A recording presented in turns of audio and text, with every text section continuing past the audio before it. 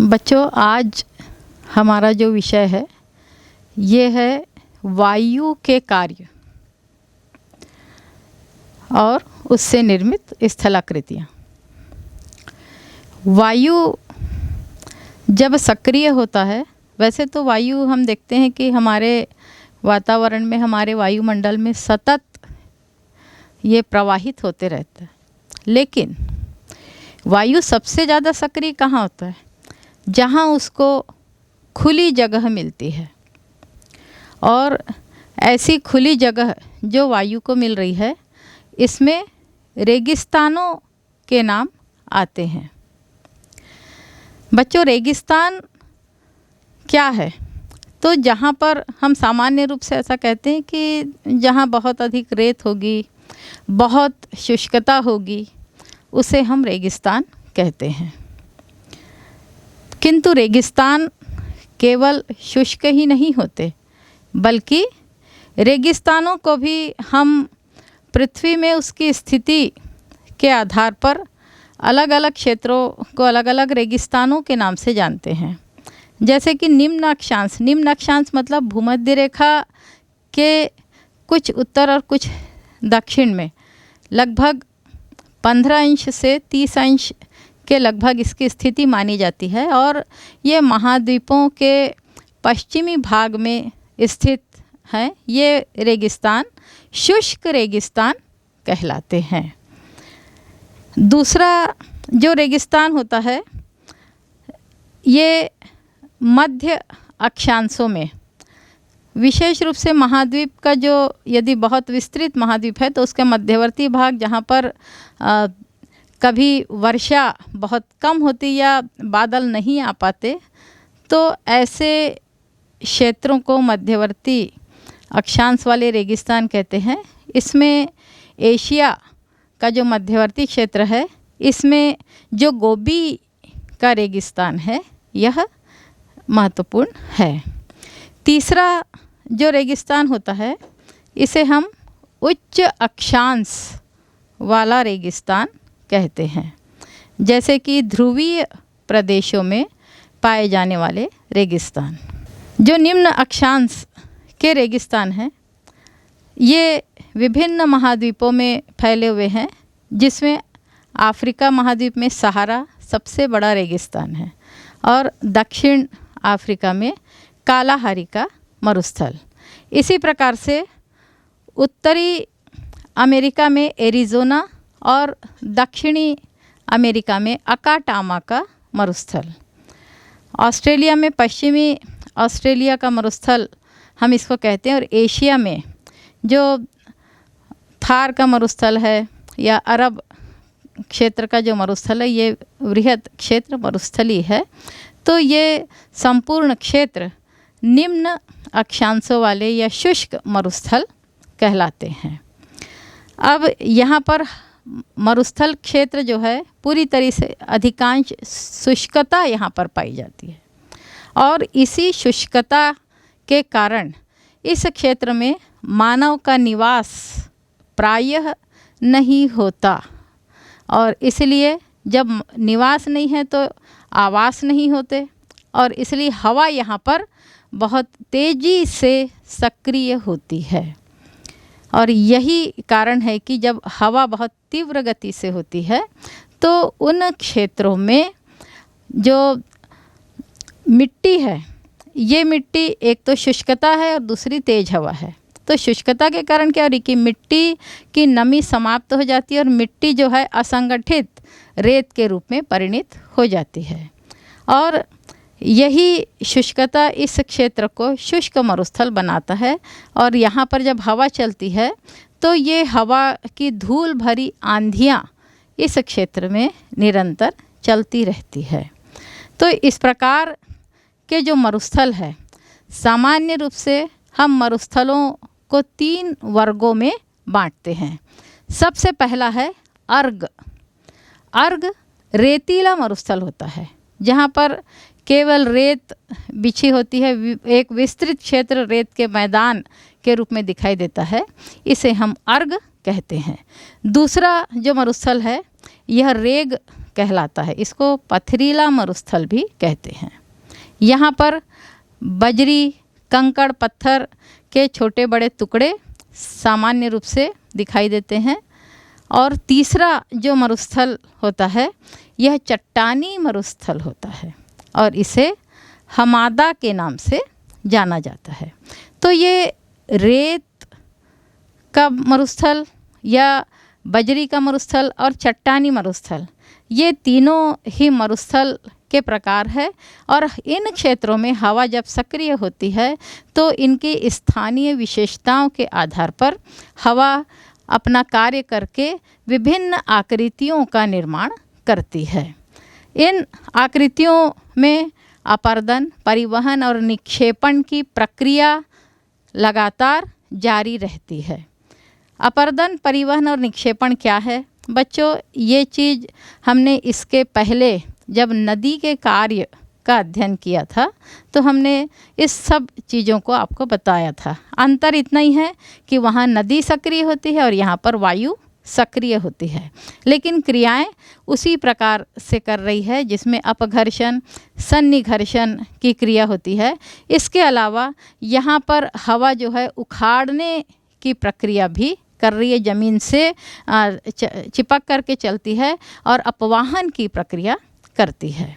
तो यह क्रिया वही होती है, लेकिन अंतर हवा का कार्य है। इसलिए हवा यहाँ पर नदी जैसा घोलीकरण नहीं हो रहा है या सामान्य जलगति क्रिया नहीं होती, बल्कि हवा की एक सक्रियता होती जिससे अपवाहन के माध्यम से वह उस क्षेत्र में उखाड़ती है या पदार्थों को बहाकर ले जाती है।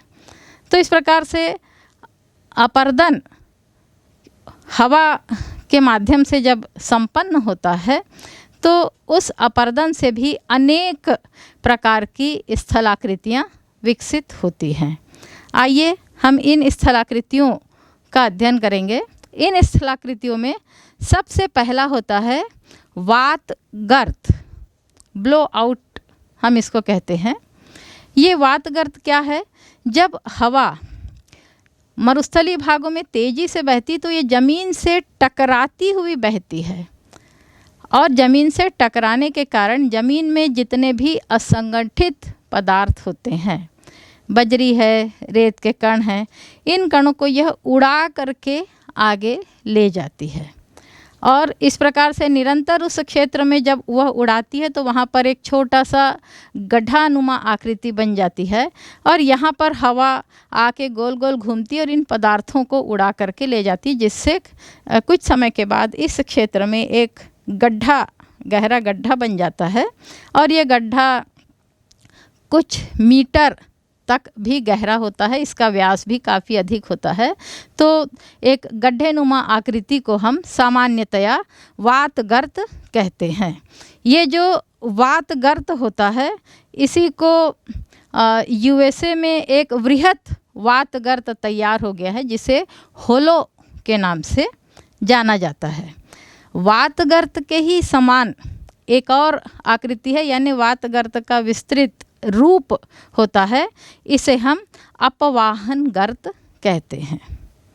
अपवाहन गर्त वातगर्त की भांति है, लेकिन यहाँ पर हवा ने जो गड्ढा विकसित किया है ये गड्ढा काफ़ी गहरा होता चला जाता है और कभी कभी ये इतना गहरा हो जाता है कि काफ़ी गहराई में ज़मीन के नीचे का जो जल है यह जल इसमें दिखाई देने लगता है। इस प्रकार का जो अपवाहन गर्त है उसका उदाहरण मिस्र का फ्यूम गर्त है। इस गर्त में जल के स्थिति नीचे में झांकने पर दिखाई देती है और बच्चों ये गर्त बहुत गहरा है।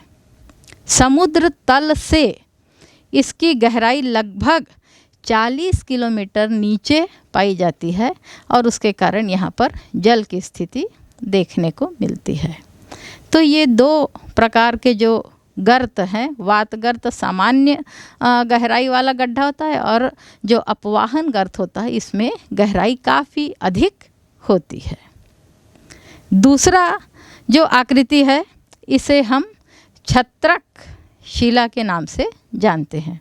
छत्रक शिला छतरी के समान दिखाई देती। छतरी कैसे होती है?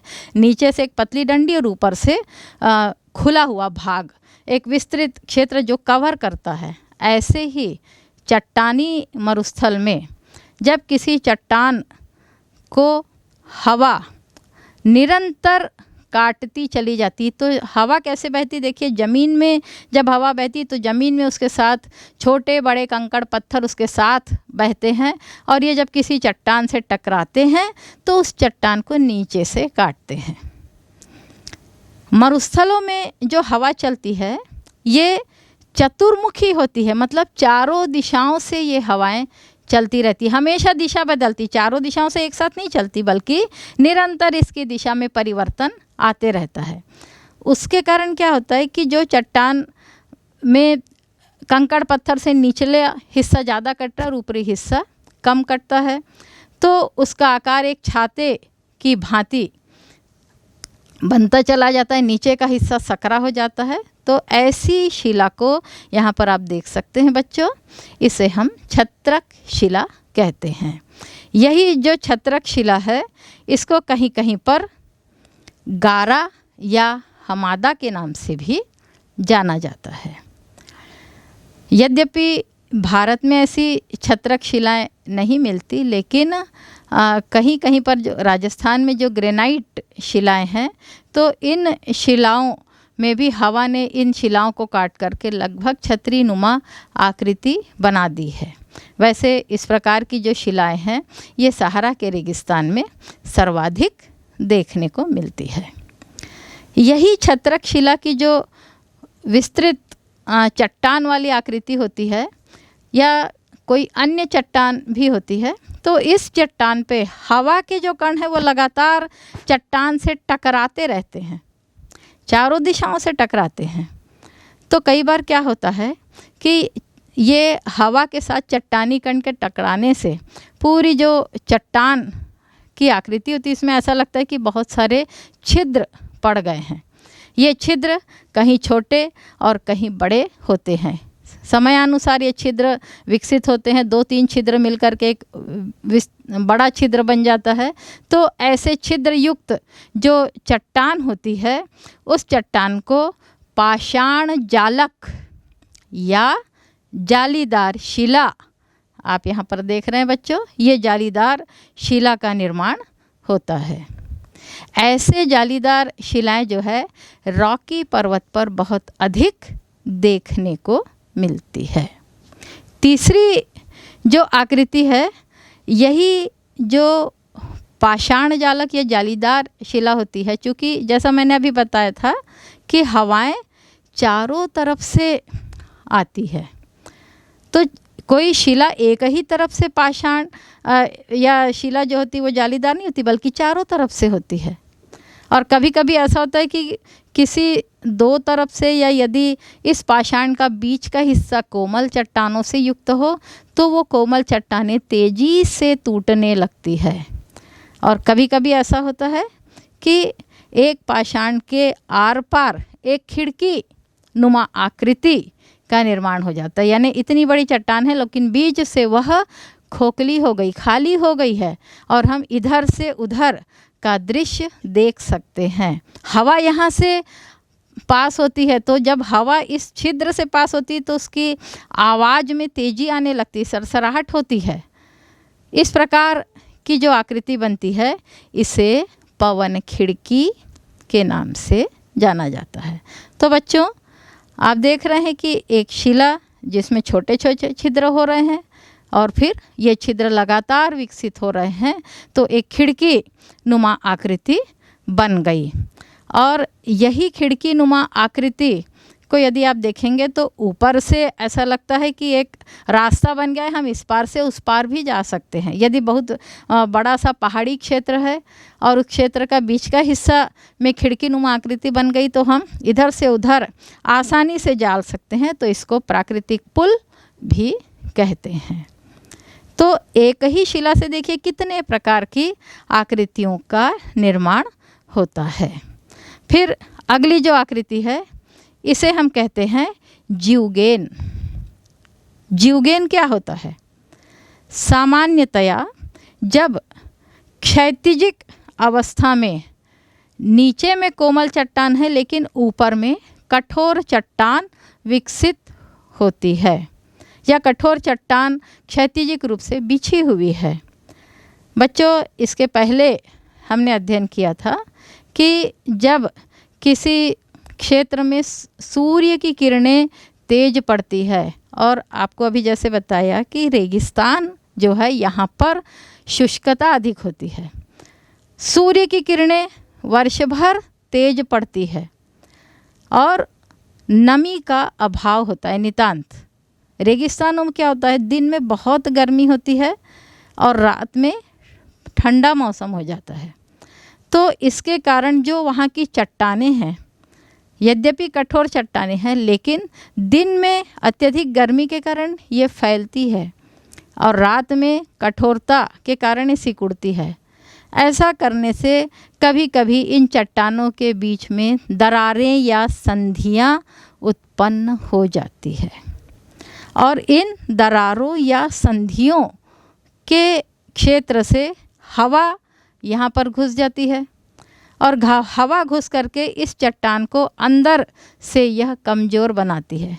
कभी धोखे से वर्षा हो गई तो वर्षा का जल भी घुस जाता है, और यह भी इस चट्टान में अंदर से रासायनिक क्रिया करता है, और उसके कारण क्या हो रहा है, यहाँ पर अपक्षय हो रहा है और चट्टान बीच बीच से टूट जाती है।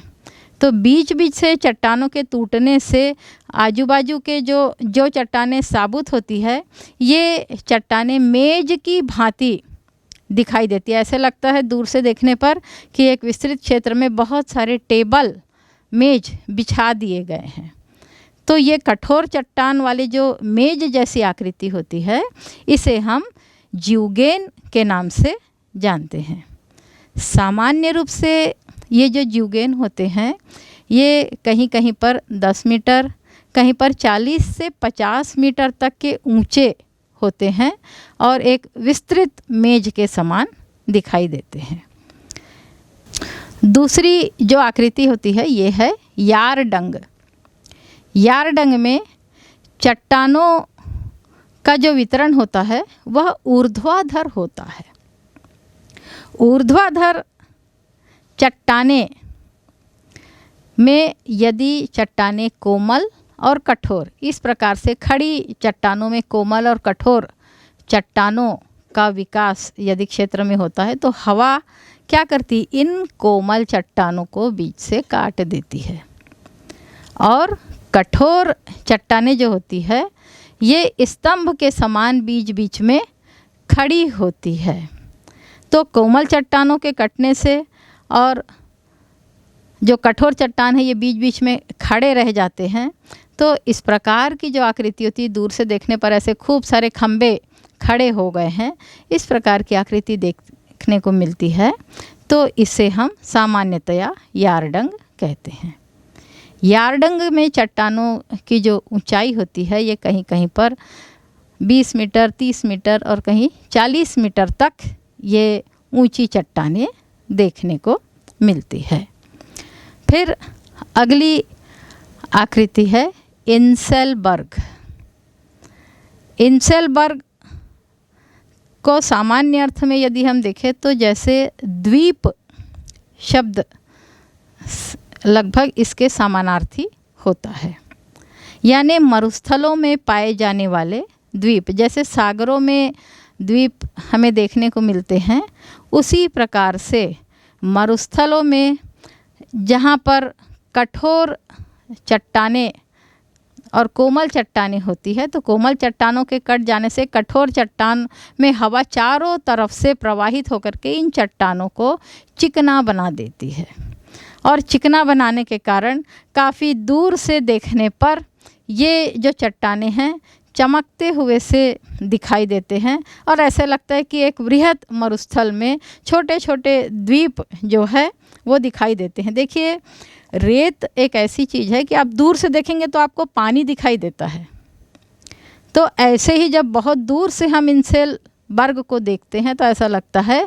कि बहुत सारे द्वीप बीच बीच में खड़े हुए हैं। और इस प्रकार की जो आकृति होती है इसको द्वीपाभ या इंसेलबर्ग कहते हैं। ये जो इंसेलबर्ग है ये ऑस्ट्रेलिया में ये ऑस्ट्रेलिया में उलरू के क्षेत्र में ऐसे बहुत से इंसेलबर्ग देखने को मिलते हैं। उसी प्रकार से उत्तरी नाइजीरिया के क्षेत्र में भी इंसेलबर्ग बहुत अधिक देखे जाते हैं। अगली जो आकृति है ये होती है ड्राइकांटर। ड्राइकांटर जो शब्द है ऐसा लगता है कि मरुस्थलीय क्षेत्र में जब चट्टान टूटती है या पर्वतों के बड़े बड़े टुकड़े जब नीचे गिरते हैं, पर्वतों से टुकड़े बड़े बड़े नीचे क्यों गिरते हैं? हमने बच्चों इसके पहले पढ़ा था अपक्षय कि अपक्षय में जब दिन में चट्टान तप्त होती है और रात में हिमांक से नीचे चली जाती, रोज़ यही प्रक्रिया होती, तो चट्टानों का बड़े बड़े टुकड़ों में विखंडन होता है। और यही जो बड़े बड़े टुकड़ों में जब विखंडन होता है तो ये चट्टानें टूट करके ज़मीन में गिर जाती है। ज़मीन में गिरने के बाद चूँकि हवा निरंतर यहाँ पर जारी है और ये हवा क्या करती है, इन चट्टानों को चारों तरफ से रगड़ती है, घीसती रहती है, उसको चिकना करती है। और इस प्रकार से जिस दिशा से हवा चल रही है उस दिशा से ये चट्टानी टुकड़े चिकने हो जाते हैं। तो इसमें बहुत से तल निर्मित हो जाते हैं, 2 तल, 3 तल, 4 तल, ऐसे अलग अलग तलों वाली ये चट्टानें बन जाती है। तो इस प्रकार की जो आकृति होती है ये ड्राइकांटर कहलाती है। ड्राइकांटर अल्जीरिया और लीबिया के क्षेत्र में सर्वाधिक देखने को मिलते हैं। अगली आकृति है भूस्तंभ। भूस्तंभ ये सामान्य रूप से जैसा बताया कि कहीं पर क्षैतिजिक रूप से कठोर चट्टानें हैं और उसके नीचे में कोमल चट्टानें हैं। इन संधियों से यदि कठोर चट्टानों के नीचे हवा घुसती है और हवा इन कठोर चट्टानों को ऊपर में छोड़ करके कोमल चट्टानों को काटती चली जाती, लेकिन ऊपर से कठोर चट्टानों की तह होने के कारण नीचे की जो कोमल चट्टानें हैं ये सुरक्षित रहती है। और उसके कारण कुछ ऐसी आकृति बन जाती है, बीच बीच में हवा ने कोमल चट्टानों को हटा दिया है और कहीं कहीं पर कोमल चट्टानों के अवशेष बचे हुए हैं। तो ऐसा लगता है कि जैसे आपने दवात देखी होगी बच्चों। दवात किसे कहते हैं? जो पेन की जो स्याही होती है। अब आजकल ये चीज़ मिलती तो नहीं है, लेकिन दवात आपने पढ़ा ज़रूर है। तो ये जो दवात की आकृति होती है जिसमें ऊपर में ढक्कन लगा होता है, ऐसी ही आकृति यहाँ पर बन जाती है। ऊपर में कठोर चट्टान और नीचे में चौड़ी सी कोमल चट्टान की आकृति जो दूर से देखने पर दवात की भांति दिखाई देती है। इस आकृति को हम भूस्तंभ के नाम से जानते हैं। ऐसे ही कठोर चट्टानों की जब विस्तृत चादर फैली होती है और उसके नीचे में कोमल चट्टान सुरक्षित होती है, तो इस कठोर चट्टान को जहाँ तक ये चादर फैली होती है हवा चारों तरफ से आकर के इस कठोर चट्टान को तोड़ती रहती, जिससे ये जो कठोर चट्टान वाली जो चादर का निचला हिस्सा है यहाँ पर खड़े ढाल बन जाते हैं। और ऐसा लगता है कि दूर से देखने पर कि एक बहुत विस्तृत सा मेज जैसी आकृति या छोटे छोटे पाट प्रदेश, हम इसको कहते हैं पठार जैसी आकृति दिखाई देती है। ऊपर से पूरा चिकना होता है क्योंकि यहाँ पर कठोर चट्टान है और चारों तरफ से खड़े ढाल बन जाते हैं। तो ऐसी आकृति मेसा के नाम से जानी जाती है। और यही मेसा का आकार जब छोटा होता है, यानी ये पाट प्रदेश जैसी जो आकृति होती है, जब ये छोटी हो जाती तो इसको बुटी के नाम से जानते हैं। तो ये मरुस्थलों में पाई जाने वाली विभिन्न जो आकृतियां हैं, ये सभी हवा के अपर्दन के कार्य से निर्मित आकृतियां हैं। दूसरी जो आकृतियों के प्रकार है, इसमें हवा भी परिवहन का कार्य कर रही है। परिवहन करके वह पदार्थों को एक स्थान से दूसरे स्थान पर ले जा रही है।